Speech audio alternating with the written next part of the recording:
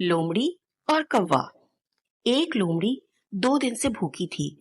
उसे कहीं भी खाने को कुछ ना मिला। वो शहर के करीब आ गई।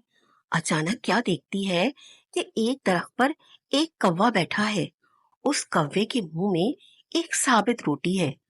लोमड़ी के मुंह में पानी भर आया। उसने एक तरकीब सोची। वो कौवे की तारीफ करने लगी। भाई कौवे, तुम कितनी खूबसूरत हो। तुम्हारे पर कितनी खूबसूरत थे।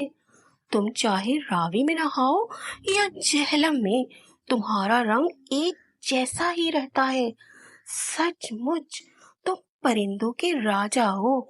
तुम्हारा गाना बहुत मीठा है, बांसुरी से भी ज्यादा मीठा। मेरा दिल तुम्हारा गाना सुनने को तरस रहा है। जरा गाना गाकर तो सुनाओ।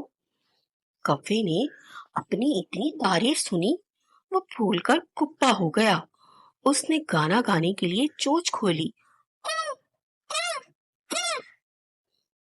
चोंच खुलते ही रोटी नीचे आ गिरी। लोमड़ी बड़े चाव से उसे खाने लगी और कौवा मुंह देखता रह गया।